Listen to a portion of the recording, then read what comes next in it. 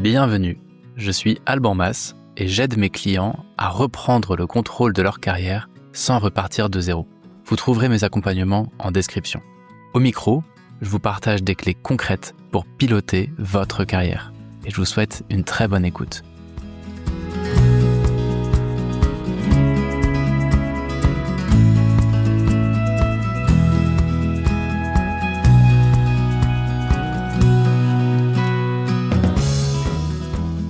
Donc on a encore 22 minutes pour répondre aux questions qu'on a reçues en préparation de cette libre antenne. Je vais démarrer avec sur quelle partie du CV les ATS sélectionnent-ils les mots-clés? En gros, comment scanne un CV un ATS? On va répondre à plusieurs questions d'un coup. En fait, un ATS, utilise ce qu'on appelle un module de parsing. Alors parsing, c'est quoi? C'est il va repérer les différents mots qui sont sur les CV et ensuite il va les hiérarchiser selon qu'il y a un logiciel, enfin un algorithme pour les hiérarchiser ou pas, ou les catégoriser. C'est un petit peu, je sais pas si vous avez déjà eu l'occasion de faire ça, mais vous rentrez, je sais pas, un document et ça va récupérer votre prénom, votre nom et ça va pré-remplir certains formulaires. Bah, c'est exactement le même, la même fonctionnalité, qu'il y a derrière. Il va pas sélectionner les mots-clés, il va prendre tous les mots et puis il y a certains mots qui ont été renseignés par le recruteur en amont comme des mots-clés, dans l'offre et qui va faire le lien entre les 2. Mais ça reste, enfin c'est pas de la sémantique au sens propre du terme, c'est-à-dire que, on est, sur de la recherche mot par mot. Exemple très concret, admettons que je mette, commercial et que le mot-clé, enfin que j'ai mis moi, c'est vente, par exemple. Ce sont des mots qui sont sémantiquement très proches, mais dans un parsing ou dans un parseur, en tout cas, ça va pas être considéré comme équivalent. Je présente ça de manière très, très, très théorique, mais la plupart des ATS font cette sémantique-là, enfin, en tout cas, je l'espère. Et du coup, vous êtes pas trop, pénalisés, sur ce point-là. Donc, juste pour, si je comprends bien, l'ATS, il scanne tout. Par contre, Oui. si ton format fonctionne pas, il scanne plus rien, quoi. Mais enfin, c'est Ouais. un peu tout Mais ou en fait, rien, c'est une quoi. manière très simple et ça va, parce que je vois les questions qui montent, qui Ouais. arrivent là. Une manière très, très simple de savoir si votre CV est scannable ou pas, c'est faire un contrôle F dessus et taper un mot que vous voyez. S'il repère le mot, ça veut dire qu'il est lisible. S'il ne le repère pas, bah, il peut pas, ça veut dire qu'il peut pas être lu. C'est une manière très simple de le savoir, parce que je sais que beaucoup de débats sur les CV Canva et tout. Canva, exactement, ouais. Un des trucs de Canva, c'est que, c'est parfois les lettres sont des images. Ça reconnaît que des caractères, et donc du coup, si le caractère en lui-même est comme une image, bah, du coup, il va pas le voir. Donc c'est pour ça que l'astuce que je peux vous faire, c'est faites un contrôle F, ou commande F si vous avez un Mac, tapez un mot, si, le mot est surligné et qu'il le trouve, bah, du coup, ça veut dire que votre CV est lisible par un ATS. Très clair. Merci, c'est une réponse claire à une question qui revient tout le temps, tout le temps, tout le temps. Deuxième question, quel est le pourcentage de boîtes qu'utilisent des ATS? Est-ce qu'il y a, certaines catégories de boîtes, PME, grands groupes? Bref, comment on peut savoir en fait, si son CV va être plutôt par un humain ou par une machine? Est-ce que tu as un peu un regard là-dessus? Question pas si claire et pas si simple. Bah, en fait, c'est très compliqué de répondre à cette question dans la mesure où, là, on parle des ATS, mais un ATS, c'est un outil spécifique dans le recrutement. Et jusqu'à présent, en fait, il y a ce qu'on appelle un SIRH, c'est-à-dire quelque chose qui permet de traiter tous les process RH, dont le recrutement. Donc, les ATS, c'était qu'un module spécifique. Alors, je n'ai pas envie de vous rentrer dans l'histoire de pourquoi maintenant on a des outils spécifiques dans le recrutement. C'est parce que c'est un phénomène très, très récent dans l'histoire du recrutement. Juste à présent, on avait des SIRH qui faisaient tout d'un coup et pas un ATS tout seul. On a, de plus en plus d'entreprises qui s'équipent en outils spécifiques dans le recrutement pour être traités à part. À partir de combien, de salariés ou de recrutement il y a un ATS ou pas, je serais incapable de vous dire. Dans les petites entreprises, la plupart, enfin, font appel, enfin, les petites entreprises, c'est, plus de 100 salariés en tout cas, peuvent faire appel à des cabinets parce que leur recrutement, ils en ont pas énormément, mais ils en ont quelques-uns et ils ont qu'une RH, et du coup, ils vont poster sur Indeed, job board et tout et puis ils vont traiter les candidatures directement dans les job boards et pas avoir un outil, spécifique, de leur côté. Donc, je j'aurais pas de réponse absolue à cette question parce qu'elle est plutôt protéiforme, ça dépend. Pour le coup, ça fait une réponse de OK. normand.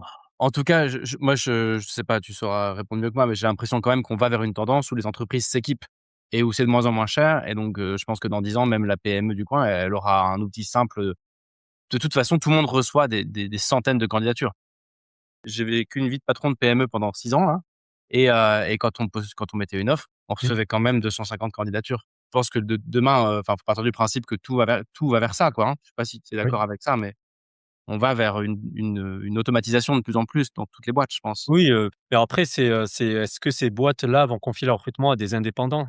Et chose qui a très changé aussi par rapport à ça, c'est qu'avant, ces outils-là étaient réservés à de grosses boîtes et maintenant, même les petits indépendants qui sont seuls, donc c'est juste des indépendants, ont leur outil, ATS, pour le coup. Donc c'est pour ça que je me refuse à être catégorique et Ouais, il y a trop de poussière pour que je puisse voir clair, OK.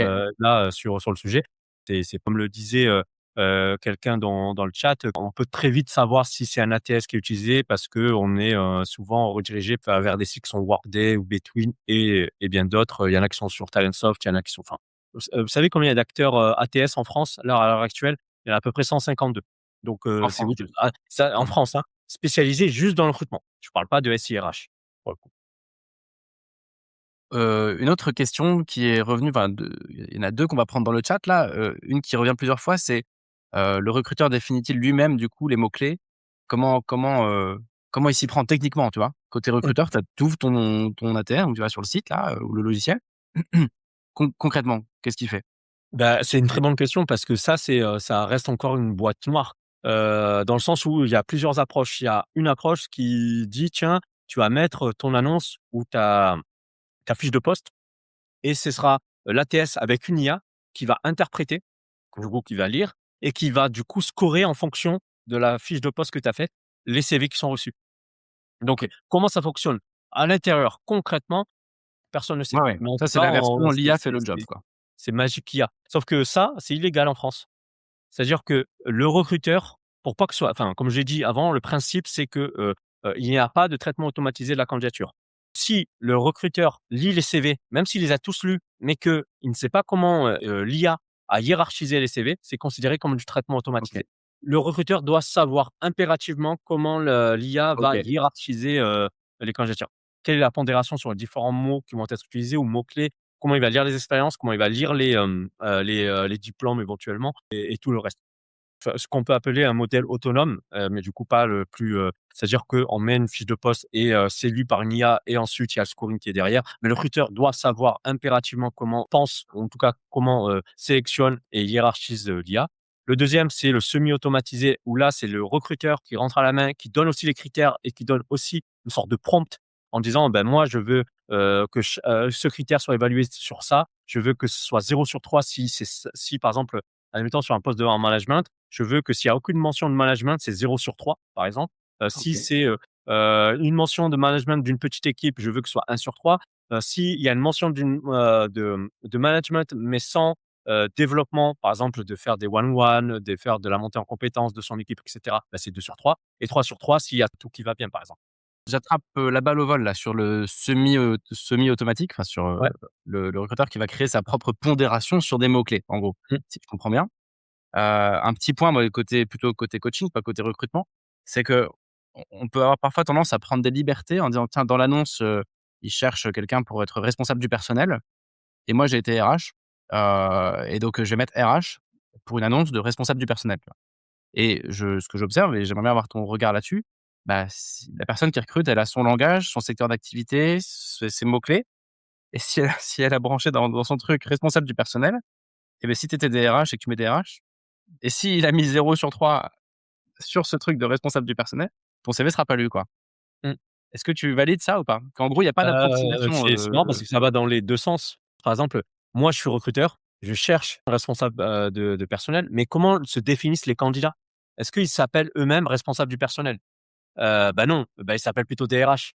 Donc ouais, effectivement, c'est pour ça que je te dis, ça fait une sorte de miroir sans teint où les uns voient les autres, mais sans en tenir compte et oui, effectivement, il faut reprendre le langage, enfin quand, comme je disais, limite tu copies-colles ce qui est écrit dans l'annonce. Mmh, J'exagère à peine, ouais. les traits. Si, la mission vous l'avez faite, vous reprenez mot pour mot quasiment, ce qui est utilisé. Donc s'ils ont mis responsable du personnel, tu mets responsable du personnel. Quitte à mettre DRH/ responsable du personnel, pour être, plus complet. Enfin, de mon côté, je suis côté recruteur, du coup, on les forme, on leur dit: «Mais attendez, est-ce que les gens que vous voulez approcher, ils s'appellent eux-mêmes comme ça?» il y a eu on a eu des cas, des gens qui disent: «Ah mais c'est bizarre, on n'arrive pas à avoir de candidature et tout». Mais en fait, quand ils sont allés creuser, ils se sont aperçus que les gens s'appelaient pas ainsi. Donc forcément et quand ils ont changé l'intitulé du poste sur l'annonce, bah, ils ont eu plein de candidatures, Mmh, ça peut enfin changer. des candidatures qualifiées. On retrouve ce problème en miroir chez les recruteurs. Autre question du chat, que je trouvais intéressante. Quelqu'un qui disait: «Sur LinkedIn, on voit le nombre d'applications, enfin de de candidatures, pardon, par annonce. Est-ce que ce nombre est fiable? Est-ce qu'on peut s'en inspirer?» Heu, je pense que oui et voire même c'est en deçà de la réalité, mais qu'est-ce que tu penses toi? Bah, oui, il y a en fait, ce chiffre-là, même on le voit souvent, c'est des chiffres très, très importants. Le problème, de la plupart des job boards et de LinkedIn également, c'est qu'ils ont un critère qui est la quantité de candidatures, pas la qualité des candidatures.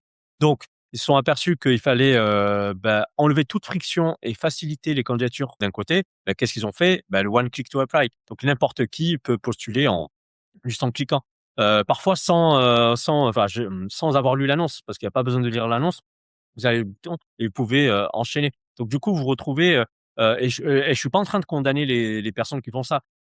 Quand vous passez, énormément de temps à postuler, à un moment donné, autant au début, vous avez beaucoup d'énergie, d'enthousiasme et tout et ça, à mesure, ça s'érode, et donc c'est normal à un moment donné d'être fatigué, du coup, de dire: «OK, on va laisser faire les recruteurs faire leur taf, on va postuler et puis, bah, si on est retenu, on est retenu». Alors après, c'est un peu plus de loterie, pour le coup et ça rejoint un petit peu, ce que tu disais Alban, que parfois, il faut pas passer par l'annonce, surtout quand tu as 1 Non, 000 mais c'est candidatures. Mais, il faut, les chiffres sont fiables, hein. Pour vous donner un chiffre, mais ça, c'est plutôt aux États-Unis, mais pour vous donner un chiffre un petit peu, il y a eu plus 93 de candidatures par annonce l'année dernière, pour le coup. Plus 93 pour moins de postes, pour vous dire que les chiffres sont fiables. Si vous voyez quelqu'un qui a fait 136 candidatures, c'est fiable. Est-ce que ça témoigne de la qualité des candidatures? Pas du tout. Ça peut être quelqu'un qui est, je sais pas moi, qui est à Madagascar, qui a postulé, parce que, bah, les annonces sont accessibles à tout le monde. Parfois même, il y a des CAP qui postulent, mais d'une certaine manière, en fait, ils postulent au nom de personnes pour pouvoir ensuite leur vendre, entre guillemets, des CV, ou des candidatures qu'eux, ils ont dans leur base et OK, c'est un peu moins le cas, j'avoue, sur LinkedIn, mais plus sur les job OK. boards. Je rebondis juste sur ce que tu disais parce que je trouve ça important, sur le mental et d'ailleurs on fera un épisode là-dessus parce que ça Mmh. fait partie des points que vous avez demandé, sur, comment est-ce qu'on gère son mental pendant une recherche d'emploi et en fait, au début, on se dit: «C'est bon, je connais deux trois copains recruteurs, j'ai un bon CV, j'avais un bon job et tout». 3 mois après, on est l'ombre de soi-même, on finit par envoyer un peu au pif en se disant: «Mais j'ai même pas de réponse, je vaux plus rien et tout» et c'est là que le réseau entre en compte, en fait. C'est que le mécanisme des annonces, il est destructeur de confiance en soi. Il finit par marcher un jour ou l'autre. Mais pendant l'intervalle, c'est la glissade vers la dépression, quoi. Il y a pas d'autre mot. Parce que on te répond même pas, les annonces sont souvent, un peu sans enfin, elles n'ont ni queue ni tête, le fameux, en gros, 10 ans d'expérience avec un salaire de misère et cetera. Bref, heu et donc c'est pour ça qu'il est si important de marcher sur 2 pieds. Parce que sur le pied du réseau, et bien, on a des petites victoires. Tiens, j'ai bu un café avec machin qui m'a donné espoir parce qu'il m'a dit que dans cet univers-là, ça recrute et que si je tournais les choses comme ça pourrait marcher. Tu as pas trouvé un job, mais tu as eu une petite victoire et en fait, ces petites victoires, elles sont essentielles sur le mental d'une recherche d'emploi. Souvent, ça finit quand même dans les annonces, quoi qu'on dise, mais la façon d'appréhender les annonces, la pertinence de l'entretien d'embauche qu'on fera quand on a eu du réseau en face et ben, on a bien plus confiance en soi, on est bien plus moteur, on est bien plus armé et on a bien plus la pêche, quoi. Et c'est pour ça que pour moi, ce sont 2 pieds. Aujourd'hui, on claudique un peu sur un seul pied et en plus sur un système, dysfonctionnel. Bref, c'est un avis personnel. Il nous reste, un petit peu de temps pour deux trois questions. Si vous en avez, n'hésitez pas à les mettre dans le chat ou à les reposter si on est passé dessus et on les a pas traités. Ah mais On il a y a exemple Stéphane qui demande si est-ce que les lettres de motivation sont-elles utiles et vraiment lues? J'ai un avis personnel, donc du coup subjectif. C'est que non, ça sert à rien. Pour être honnête, ça sert à rien. J'ai même donné 5 raisons, de pas les faire. Déjà 1, elles sont pas lues. Ensuite, maintenant avec ChatGPT et tout, il y a un nivellement par le haut du niveau des lettres de motivation. Donc du coup, bah, en fait, si toutes les lettres de motivation sont bonnes, bah, du coup, ça fait plus de différence. Ça fait plus aucune, différence et puis, il y a également, moi je trouve que faire des lettres de motivation, c'est parfois un acte d'humiliation, plus que de motivation. parce qu'on demande à quelqu'un de motiver le fait qu'il veuille rejoindre l'entreprise. Par contre, dans les annonces, on voit pas d'annonce de motivation, de pourquoi j'ai envie de te recruter toi ou ce genre de choses. Donc du coup, ça crée une asymétrie et comme je vous l'ai dit, on n'a pas besoin de maltraiter, les candidats et candidates, pour faire du bon recrutement et au contraire, plus on maltraite, les candidats et les candidates, plus le recrutement, devient difficile. Donc les lettres de motivation, bah, on peut vous les demander, bah, du coup, si on vous les demande, faites-les, mais moi, en tout cas, à mon niveau, à l'école du recrutement et avec tous les recruteurs qui passent nous voir, on leur dit que ça sert à rien. Surtout que qu'il y a c'est une lettre de motivation, mais la motivation ne veut rien dire parce que ce qu'on dit aux recruteurs, vous recevez la personne en entretien, mais elle ne dira rien de la motivation dans 6 mois. Il vaut mieux une personne qui soit amotivée, c'est-à-dire qui n'a ni motivation ni démotivation, quand elle arrive et qui devienne de plus en plus motivée par les missions qu'elle reçoit et tout et qui développe sa motivation qu'une personne qui est motivée le jour J et dont la motivation va s'éroder, jour après jour. Et d'ailleurs, c'est ce qui arrive, c'est qu'on n'est pas des machines. On oscille entre, enthousiasme, et déprime sans être dépression. Donc forcément, si vous êtes à un pic de motivation, bah, ce qui va arriver après, ce sera la déprime. Donc il vaut mieux être en mode, bah, je sais pas à quoi m'attendre, je suis curieux de savoir, j'ai pas une formation j'ai un intérêt sans que ce soit une motivation et l'intérêt, bien sûr, doit être là pour ensuite, bah, que la motivation se développe, après coup. Sur ce point-là, c'est bien, on va avoir un petit débat parce que toutes les boîtes, ne passent pas par des cabinets de recrutement et parfois elles sont demandées quand même. Tu as raison, de dire, bah, il y a des fois on la demande et donc il faut bien en faire une même si ça sert à rien. Et moi ce que j'observe, du coup j'ai un avis qui est différent du tien parce que j'observe que la lettre de motivation ne sert à pas du tout à raconter, sa vie ni sa motivation. Les fois où elles sont lues, que ce soit d'ailleurs un mail, ça peut être autant un mail de candidature avec le CV et le contenu du mail qu'on envoie, qu'un PDF en pièce jointe, hein. La lettre de motivation, c'est pas forcément le PDF, quoi, ça peut être le contenu du mail. Mais je trouve qu'on fait une erreur là-dessus, donc ça, c'est mon retour d'expérience de l'autre côté de la barrière, de voir que c'est l'occasion, c'est une des seules occasions avant un entretien, de montrer qu'on sort pas de nulle part et qu'on connaît la boîte. Et comme 99 des gens racontent leur vie et en plus qu'ils le font avec GPT, donc c'est pas intéressant puisque rappelons-le, la boîte s'en fout de notre vie à la base. Elle achète une compétence. Heu et en plus, surtout si c'est GPT là qui l'a écrit, c'est encore moins intéressant pour la boîte. Mais c'est l'occasion de dire, en gros, enfin en tout cas moi c'est comme ça que je les structure quand elles sont demandées et en fait on le fait tout le temps, tu vois? Pas forcément une lettre, mais un mail en disant: «Voilà d'où je sors, voilà comment je vous ai trouvé, voilà pourquoi je vous suis, voilà pourquoi ce poste il m'intéresse, pourquoi ce poste-là chez vous, pas pourquoi il m'intéresse pour ma vie, mais pourquoi est-ce que ce poste chez vous il est intéressant?» Après en une phrase, voilà ce que je peux apporter, mais en fait on pourrait même l'enlever, tu vois? On parle presque pas de nous et enfin voilà pourquoi, je pense que ça peut fitter et à chaque fois avec des éléments concrets de la boîte. Sous-entendu, vraiment je me suis intéressé à la boîte, quoi. Que le mec qui dit ça, il dise: «OK, cette personne-là, elle nous connaît par cœur et elle a pas cliqué sur, juste sur envoyer», quoi, tu vois? Et je trouve qu'il y a un enjeu à humaniser, les candidatures, surtout quand on a 500 sur la table et un recruteur, alors n'hésite pas à me contredire, hein, en Mmh. conclusion, Oui, mais oui, je un te laisse, un faire. recruteur qui lit le truc en disant: «OK, ce gars-là, il a exactement compris à quoi ressemble l'équipe, à quoi ressemble la boîte, à quoi ressemble ce manager, quelles sont ses expériences passées à ce manager et pourquoi il veut bosser avec lui et tout», heu et ben, pour le coup, c'est pertinent, tu vois? Même en gros, le but n'est pas de montrer sa motivation, le but, c'est de montrer la pertinence, en fait, de sa candidature. Je pose ça là, mais voilà, les goûts et les Non, couleurs, mais quoi. en vrai, moi, on me parle de motivation, c'est pour faire un email d'accompagnement. La première chose que je fais dans les emails d'accompagnement, c'est voici les 3 bénéfices qu'on aurait à discuter ensemble.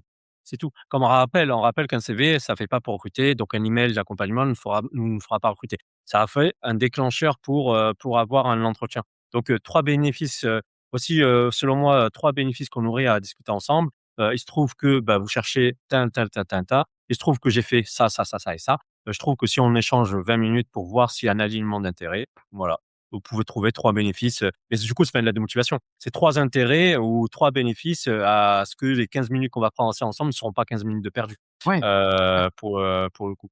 Juste pour savoir si, encore une fois, tu vois? Je vais même pas dans, je connais l'entreprise, je connais même pas parce qu'en vrai, je la connais pas l'entreprise. J'ai juste une image résiduelle qui est externe et du coup avec, le nombre de personnes qui me disent que ça correspond ce que tu as lu dans l'annonce ou lu sur l'entreprise correspond à ce que tu as vécu en interne, me dire: «Ah bah non, pas du tout». Du coup, c'est pareil. Donc là, c'est pour ça que 3 je comprends, bénéfices, je comprends. je dis un email d'accompagnement. J'ai pas dit qu'il faut pas faire de d'accompagnement ou de messages d'accompagnement. C'est vraiment la lettre de motivation Ouais, comme, ouais, je te suis. Puis en plus, standard des années c'est 80. l'objectif, hein, de comparer de regards, tu vois? Ouais. Est-ce que tu es OK pour une dernière question ou il est temps qu'on boucle, Mohamed, par rapport Ouais, à ça? si, en fait, il y a une question parce que, il y a une seule question sur laquelle je suis prêt à répondre parce qu'il y a beaucoup de choses fausses, de mythes, de trucs qui sont dits, c'est, est-ce qu'il faut mettre un open to work sur les profils LinkedIn? Donc du coup, je vais répondre à cette question et je vais clore ce débat, définitivement, parce que, pour avoir, pour savoir, en fait, s'il le faut ou pas, cela va dépendre de votre approche. Tout simplement. Est-ce que, voulez-vous que les recruteurs vous approchent? Mettez-le. Pourquoi? Parce que, pour les recruteurs, ils ne payent pas quand ils vous contactent. Parce qu'il faut savoir qu'il y a des licences payantes sur LinkedIn. Du coup, quand ils vous contactent et que vous êtes en open to work, ils ne payent pas. Donc du coup, c'est gratuit de vous contacter versus, le fait de pas le mettre. C'est, vous, également, savoir que vous êtes open to work, ça permet de savoir votre disponibilité. Donc vous savez que enfin, c'est pas la même chose que la chasse où il faut que la personne respecte son préavis et cetera. Donc si vous êtes open to work, c'est que vous êtes à l'écoute, à l'écoute, du marché. Donc si vous voulez être approché par les recruteurs, faites-le. Mais maintenant, si personne ne vous approche parmi les recruteurs, arrêtez de le faire. C'est aussi ça. Et maintenant, si vous arrêtez de le faire, ça veut dire que vous basculez à une autre approche qui est, celle on décrivait juste avant, c'est qu'on va aller voir les managers, les recruteurs en direct et du coup, effectivement, c'est un peu la partie commerciale. C'est-à-dire que quand on met son badge open to work et que vous allez voir quelqu'un, la personne va dire: «Il y a quelque chose à me vendre». Donc enlevez-le parce que votre objectif, quand vous allez, rentrer en contact avec quelqu'un, la première chose, ce n'est pas de vous faire recruter, c'est d'avoir un échange. Donc c'est, du coup, la personne, si vous arrivez en disant, avec, le badge open to work, même si vos intentions ne sont pas liées à votre employabilité de manière directe en tout cas, ou même indirecte, du coup, la personne, va avoir un présupposé et dans ce cas-là. Donc mon avis, c'est ça dépend de votre posture. Si vous voulez que les recruteurs vous approchent, laissez-le. Si vous êtes dans dans des métiers qui sont assez pénuriques ou bien vous n'avez pas le temps de postuler parce que vous êtes déjà en poste, mais vous êtes mis d'accord pour avec votre entreprise pour partir, mettez-le. Par contre, si, personne vous contacte, du coup, enlevez-le et allez vous-même au contact des recruteurs et recruteuses. Vous aurez un meilleur taux de succès sur l'acceptation de vos invitations et sur les réponses à vos messages. Je Voilà, crois que c'est sur ça que je peux terminer. j'ai lu, je pense, une dizaine de d'avis d'experts sur cette question et ça, je trouve que c'est le meilleur avis de loin que j'ai pu entendre. En effet, c'est déjà tellement dur d'aller pousser des portes, par exemple, sur du réseau, en oubliant qu'on cherche un boulot et en venant juste chercher des conseils et des contacts et des insights. C'est déjà tellement dur de s'imposer cette discipline, de dire: «Je suis pas venu demander un job, je suis pas venu demander un job», que si en plus tu as le macaron open to work Ouais. juste au-dessus, c'est encore plus dur à justifier. Heu et et bref, merci beaucoup Mohamed, très intéressant tout ce que tu nous as dit là. Il y a une question à laquelle on n'a pas répondu qui était très importante, mais c'est fait exprès, on n'y répond pas parce que ce sera probablement le sujet de la prochaine libre antenne et c'est pour, quand on a plus de 50 ans, plus de 45, 50, 55 ans, est-ce que j'enlève un bout de mon CV? Comment je me valorise alors qu'il y a du jeunisme, alors que je fais peur, que ci, que ça? C'est un énorme sujet, il y a de très bons experts là-dessus. Si vous en connaissez, enfin j'en connais deux trois, j'attends leurs réponses. Si vous connaissez des experts de l'emploi senior, présentez-les-moi et j'aimerais bien vous faire un épisode là-dessus. C'est pas une promesse parce que ça va dépendre de ce que j'arrive à monter, mais donc toutes les questions liées à la seniorité, on n'y a pas répondu, faute de temps et parce qu'on va le faire, de façon, un peu, plus chirurgicale, lors d'une libre antenne. Mohamed, vraiment merci infiniment de ton temps. Merci Alban pour l'invitation. Je vous invite à le suivre sur LinkedIn parce qu'en plus d'être intéressant, il est c'est assez fun de suivre son fil et donc voilà, j'avais mis le lien de ton LinkedIn, mais je vais le remettre, là. Voilà, bonne chance à toutes, à tous, pour, traverser les ATS et à la prochaine. À la prochaine. Si cet épisode vous a plu, pensez à vous abonner pour ne pas manquer les prochains. Et si vous avez besoin d'aide pour reprendre le contrôle dans votre carrière et que vous ne voulez pas repartir de zéro, vous pouvez me contacter. Les liens sont dans la description. Je vous souhaite beaucoup de succès et une très belle semaine.